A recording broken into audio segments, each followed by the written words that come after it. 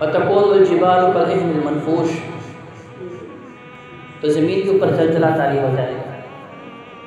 नबी करीम सल्लल्लाहु अलैहि वसल्लम ने जो क़यामत के अहवाल हमें बताए उनमें 4 चीज़ें थीं।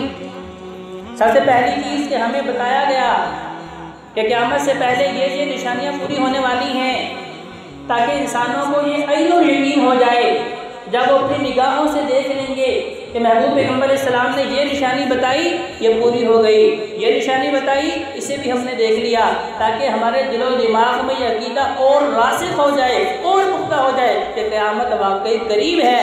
इस क़यामत के मुतालिक नबी करीम सल्लल्लाहु अलैहि वसल्लम फरमाया करते थे कि आना वस्साअतु का हातैन, लोगों मैं और क़यामत ऐसे हैं जैसे ये 2 मिली हुई उंगलियां हैं। मैं आ गया हूँ, अब मेरे पास बस क़यामत आने वाली है।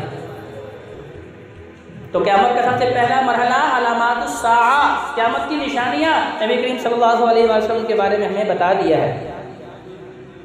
और दूसरा मरहला क़यामत के रूनुमा होने का है, जिसका जिक्र अल्लाह ताला ने सूरह क़ारिया में फरमाया कि ज़मीन पे सारे के सारे इंसान यूँ मरे हुए गिरे पड़े होंगे जैसे बिखरे हुए पतंगे होते हैं, और ये पहाड़ रूबी गालों की तरह उड़ा भी जाएंगे। सिर्फ 2 निशानियाँ अल्लाह तबारक व तआला ने बताई कि दूसरा मरहला है। उसके बाद हज़रत जब का तीसरा मरहला कि मैदान महशर में सारे लोगों को जमा कर दिया जाएगा। हज़रत आदम अलैहिस्सलाम से लेकर क़यामत तक आने वाले तमाम इंसानों को ज़िंदा किया जाएगा और सारे के सारे इंसान मैदान महशर में जमा कर दिए जाएंगे। और फिर वो दिन 50,000 साल के बराबर एक दिन होगा और 40 साल तक वो दिन रहेगा, जिसे यौमुल किस्तास अजल का दिन कहा गया है, यौमुल हिसाब कहा गया है। वहाँ पे इंसान बरहना हालत में पेश किए जाएंगे, जिस्मों पे लिबास नहीं होगा। आज गर्मी से बचने के लिए हम बारीक लिबास पहनते हैं और कोशिश करते हैं कि धूप के वक्त में बाहर ना निकलें, कहीं बीमार ना हो जाएं, कहीं ये तपती धूप जो है हमारे ऊपर जो है हमला आवर ना हो और हमें लागर ना कर दे, कमज़ोर ना कर दे, बीमार ना कर दे। लेकिन ज़्यादा दिवकर क़यामत की गर्मी कि आज चंद सेंटीमीटर नीचे हुआ है, तो गर्मी का ये आलम है कि हमारी ज़ुबानें मुंह से बाहर आ गई हैं, मशरूबात पी पी के थक गए हैं, लेकिन प्यास ख़त्म नहीं हो रही। लेकिन आप उस दिन की गर्मी का आलम सोचें ज़रा, जब सूरज 1.25 मील के फासले पे होगा, 1.25 मील के फासले पे होगा और इंसानों के जिस्मों से निकलने वाला पसीना इस हद तक होगा, नबी अलैहिस्सलाम फरमाते हैं कि एक समंदर होगा जिसमें लोग अपने अमाल के मुताबिक गोताखोर हो रहे होंगे। अगर अच्छे अमाल किए हैं, अच्छे अमाल से मुराद वो अमाल जिनसे रब राज़ी होता था, जिनसे खालिक़े कायनात राज़ी होता था, पैदा करने वाला राज़ी होता था। अगर उसको राज़ी करने वाले अमाल किए हैं, फिर मुमकिन है कि उस पसीने को हमें देखना भी नसीब ना हो। लेकिन अगर बुरे अमाल किए हैं, रब की बगावत की है, रब की नाफरमानी की है, रब के अज़ाबों को दावत देता रहा हूँ और ये कहता रहा हूँ कि भाई ये जहाँ तो मैंने अपनी निगाहों से देखा है, अगला जहाँ किसने देखा है। या इंसान ये कहता है कि जब वो आएगा फिर देखा जाएगा, क्या देखा जाएगा कि जब वो पसीना हमारे सरों से ऊपर होगा और उस पसीने में इंसान गोताखोर हो रहा होगा। हज़रत आयशा सिद्दीक़ा रज़ियल्लाहु तआला अन्हा फरमाती है, या रसूलल्लाह बिल्कुल बरहना, मर्दो ख़वातीन सारे बरहना, नेको फाजिर फासिक सारे बरहना, और ना सारे बरहना, इसमें पे कोई लिबास नहीं। आयशा सिद्दीक़ा रज़ियल्लाहु अन्हा फरमाने लगी कि हम तो शर्म के मारे ज़मीन में धंस जाएंगी। तो महबूब पैगम्बर अलैहिस्सलाम फरमाने लगा, आयशा उस दिन की हैबत इतनी होगी, उस दिन की सख्ती इतनी ज़्यादा होगी और इंसान इस हद तक परेशान होगा, इस हद तक महज़ून होगा, उसे पता ही नहीं होगा कि उसके साथ भी कोई खड़ा है कि नहीं खड़ा। और अल्लाह तबारक व तआला का गुस्सा उस वक्त जो है बामे और पे होगा। उससे पहले अल्लाह को कभी इतना गुस्सा नहीं आया, उससे पहले कभी अल्लाह को इतना गुस्सा नहीं आया, क्योंकि उस वक्त सारे के सारे रब के बागी रब के दरबार में हाजिर कर दिए गए हैं। सारे मुतकब्बिर, दुनिया के झूठे बादशाह, झूठी हुकूमतों पे एतमाद करने वाले, झूठी सल्तनतों पे एतबार करने वाले और झूठे इख्तियारात के ऊपर भरोसा करके रब को नाराज़ करने वाले, छोटी सी अल्लाह तबारक व तआला नेमत दे दे, कोई ओहदा दे दे, छोटी सी अल्लाह सल्तनत दे दे, तो इंसान भूल जाता है कि ये ओहदा मुझे रब ने दिया है। फिर इंसान उसके ऊपर तकब्बुर व गुरूर करता है, तो खालिक़े कायनात मैदान महशर में पूछेगा, अय्युल जब्बारून अय्युल मुतकब्बिरून, और दुनिया में तकब्बुर करने वाले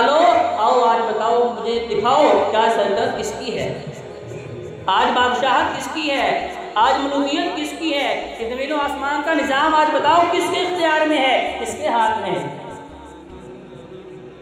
40 साल तक का वो मैदान महशर है। उसके बाद नबी करीम सल्लल्लाहु अलैहि वसल्लम जाके रब के हुजूर बड़ा लंबा चौड़ा सजदा करेंगे और अल्लाह के हुजूर ये शफाअत करेंगे कि अल्लाह हिसाब शुरू कर दे। 7 दिन का लंबा सजदा। कहते जी इस हदीस से भी क्या साबित हुआ कि अल्लाह के गुस्से को ठंडी करने वाली चीज़ कौन सी है? सजदा है। अगर आज मैं किसी पकड़ में घिरा हुआ हूँ, आज अगर मेरे ऊपर कोई मुसीबत है, मैं किसी आजमाइश में मुबतला कर दिया गया हूँ, किसी वबा में घिरा हुआ हूँ, मेरे ऊपर कोई नागहानी आफत रुकती है, तो फिर मुझे ज़रूरत किस बात की है कि मैं अपने खालिक और मालिक को राज़ी कर लूँ, अपनी ज़्यादा जबीन को ज़मीन पर रख के इस बात का इजहार करूँ अल्लाह तू सबसे बड़ा है, मुझ जैसा तो कमज़ोर कोई नहीं, मुझ जैसा फ़कीर कोई नहीं। अंबिया भी ये दुआ करते रहे, अल्लाह हम भी तेरी रहमत के फ़कीर हैं। तो ज़ाते जुल्कार मुझ जैसे गुनाहगार को बहुत ज़्यादा ज़रूरत है कि मैं अल्लाह के गैज़ वज़न को ठंडा करना चाहता हूँ, अल्लाह के सामने सजदा करूँ, क्योंकि ये मेरे नबी की सुन्नत है। नबी करीम सल्लल्लाहु अलैहि वसल्लम 7 दिन का लंबा सजदा करेंगे, तब जाके अल्लाह तबारक व तआला का गुस्सा ठंडा होगा। अल्लाह ताला फरमाएंगे सनमा तोला, महबूब पैगम्बर सर उठाइए, मांगिए क्या मांगते हैं। महबूब पैगम्बर फरमाएंगे अल्लाह हिसाब किताब तो अभी आगे अगला मरहला है, तीसरा मरहला है कि हिसाब किताब होना है, और चौथा मरहला है कि किसी को जन्नत मिलनी है, किसी बदनसीब आदमी ने जहन्नम में गिरना है। अल्लाह वो हिसाब किताब शुरू कर ले, उससे पहले इतनी सख्ती है। तो 2 मिसालें देने के बाद अल्लाह ताला ने अगली हकीकत को बयान फरमाया, फअम्मा मन सकुलत मवाज़ीनुहु फहुव फी ईशतिर राज़िया। फरमाया क़यामत के दिन 2 ही चीज़ें हैं, तीसरी कोई चीज़ नहीं है। 2 टोक फैसला है। फअम्मा मन खफ़्फ़त मवाज़ीनुहु, जिसका नामा अमाल वजनी है नेकियों से, अल्लाह की बारगाह में इंसानी मुक़द्दर सिर्फ और सिर्फ नेकियों की है। दादाजी उकार आज अल्लाह ने बड़े मौके मुझे दिए हैं कि मेरे सामने मस्जिदों से आवाज़ आ रही है कि लोगों कामयाबी की तरफ आ जाओ। अब ये कामयाबी दुनियावी भी है, उखरवी भी है। दुनियावी इत्मीनान है, उखरवी इत्मीनान भी है। दुनिया का सुकून है, उखरवी सुकून भी है। अल्लाह के दरबार में भी वो इंसान कामयाब व कामरान है। फअम्मा मन खफ़्फ़त मवाज़ीनुहु, जिसकी नेकियों का पलड़ा भारी होगा। वो कैसे होगा?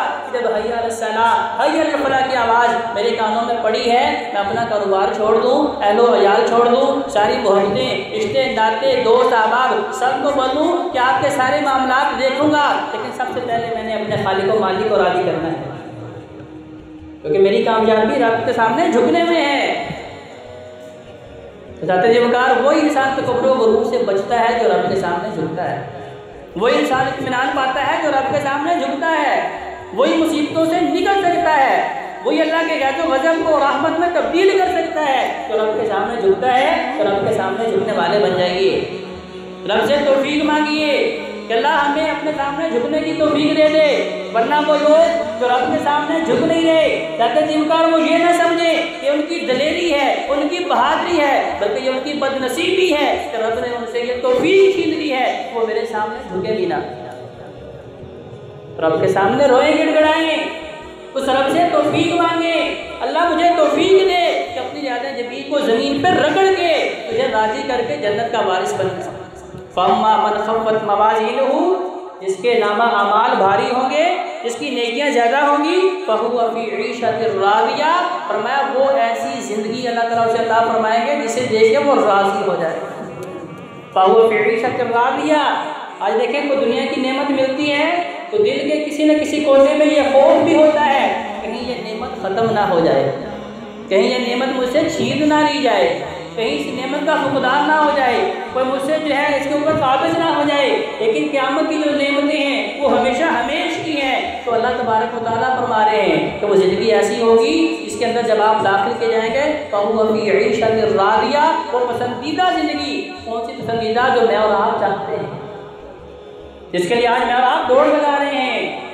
जबकर ये दुनियावी ज़िंदगी तो फना होने वाली है। फ़मल हयात दुनिया इल्ला मताउल गुरूर, ये तो धोखा है, ये तो शराब है, ये तो ख़त्म होने वाली है। तो अपनी उस ज़िंदगी की फिक्र करें जहाँ नेकियां बढ़ने से अल्लाह तबारक व तआला ने वो ज़िंदगी अता फरमा ली। और अगर बदनसीबी से बुराइयों वाला पलड़ा भारी हो गया, बदियों वाला, गुनाहों वाला, रब की बगावत वाला नामा अमाल जो है उसका वजन ज़्यादा हो गया। वअम्मा मन खफ़्फ़त मवाज़ीनुहु फ़उम्मुहु हाविया, हमें उसका ठिकाना हाविया है। हम कहते हैं माँ को। तो कोई भी इंसान जब परेशान होता है तो जिनकी माएँ जिंदा है उन्हें पता है जितनी बड़ी जब बड़ी भी मुसीबत हो उन्हें सुकून माँ की गोद में सर रखने से मिलता है। उन्हें पता है कि जब मेरी माँ मेरे लिए हाथ उठा के दुआ कर देगी मेरी मुसीबत ख़त्म हो जाएगी। कि इंसान के लिए सबसे बड़ा मुस्तजाब दावत उसके माँ बाप हैं। हम ऐसे ही इधर उधर भाग रहे हैं और अपना वक्त ज़ाया कर रहे हैं। तो यहाँ फरमाया जा रहा है फ़उम्मुहु हाविया, ऐसा इंसान जिसके नामा अमाल बुरे जो हैं, गुनाह जो हैं वो वज़नी हो गए, उसका ठिकाना हाविया है। हाविया क्या? वमा अदराका मा हिया, ये जहन्नम का नाम भी है। जहन्नम, जहीम, अल्लाह ने मुख्तलिफ नाम उस जहन्नम के बताए, उसी का हाविया भी है।